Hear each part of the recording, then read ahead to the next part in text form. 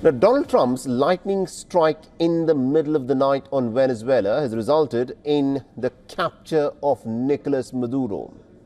And now Greenland appears to be in Donald Trump's crosshairs. Europe is trembling, old alliances are shaking, and once unbreakable military bond is facing its biggest challenge yet. From Warsaw to Copenhagen, the leaders are warning about the possible collapse of the NATO military alliance if Europe does not arm up. European leaders, in fact, rallying behind Denmark and Greenland, but are apprehensive about Donald Trump's next move. The big question, of course, is this. Is this the beginning of the end of the NATO military alliance itself? Take a look at this report.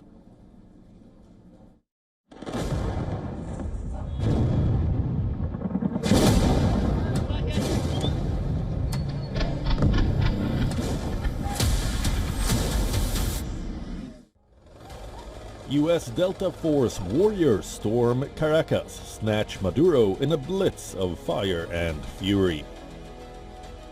The Venezuela president in handcuffs paraded through New York, a show of American might. Trump is eyeing vast reserves of Venezuelan oil.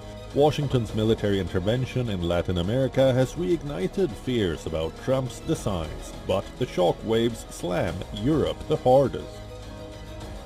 Polish Prime Minister Donald Tusk fires a salvo, saying no one takes a weak, divided Europe seriously. Not enemies, not allies. Arm up, unite, or we're finished. The statement follows Trump's territorial taunts on Greenland, a Danish territory. Polish Prime Minister Donald Tusk assures Denmark can count on European solidarity over Greenland, while warning that NATO members should not attack or threaten each other. We must do everything to ensure that European-American ties, these transatlantic ties which are, after all, the foundation of NATO and our security, do not suffer in the coming days and months as a result of various announcements, decisions, or misunderstandings.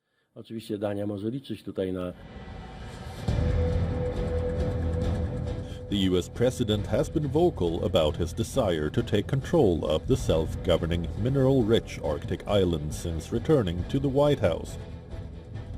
Greenland is on the shortest route for missiles between Russia and the U.S., and Washington already has a military base there. France, Britain, Germany, Italy, Poland and Spain all have backed Denmark, but beyond the assurances, the fear is real.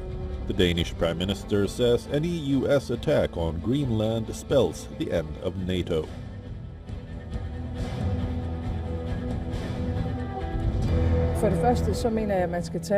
Firstly, I believe that the American president should be taken seriously when he says that he wants Greenland. But I also want to make it clear that if the United States chooses to attack another NATO country militarily, then everything stops. That is, including our NATO and thus the security that has been provided since the end of the Second World War. One of Donald Trump's most influential aides, Stephen Miller, said nobody's going to fight the U.S. over the future of Greenland. The people of Greenland are nervous. Well, it makes me feel a little nervous. I mean, there's no need for this escalation. Greenland is part of NATO, is part of the Danish kingdom, and he has all the access he wants for the troops, so I see no need. You cannot compare this to Venezuela. He wants power over Greenland. He wants Greenland, so I'm afraid that if he wants it badly enough, he damn well will do it. Experts are blunt. If tomorrow Trump decides to send American troops into Greenland, who would stop him? NATO cannot act against its most powerful member. Washington holds the biggest army, the largest wallet, the command structure, and that leaves a question Europe fears to voice. Is NATO truly a shield, or is it breaking apart? Bureau Report, WION, World is One.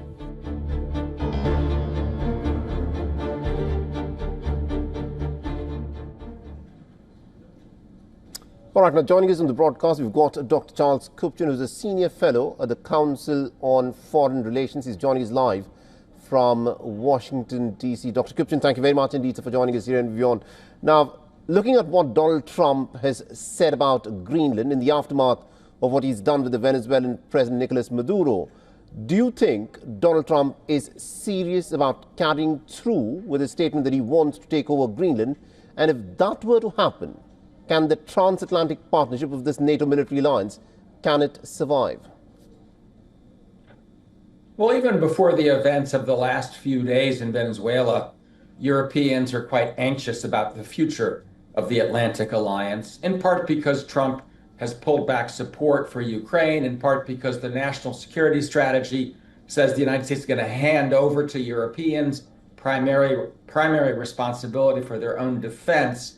But then you have a U.S. intervention in Venezuela, which many people see as illegal. And then in the days after that intervention, Trump says, well, maybe Colombia's next, maybe Greenland, maybe Cuba, maybe Iran. And this has intensified anxiety, understandably. I do not believe that Donald Trump is going to use force to seize Greenland and attack a fellow NATO member. But there's no question that right now on the other side of the Atlantic, Europeans are very worried about this, and they simply don't know what Trump's next move is going to be. If that were to happen, I agree with what the Danish leader said in your report. It would mark the effective end of the transatlantic partnership. Right, and if you listen to what the Deputy Chief of Staff, Stephen Miller, has said, that who is going to fight the United States of America within the NATO military alliance, NATO was formed as a security guarantee for the European nations.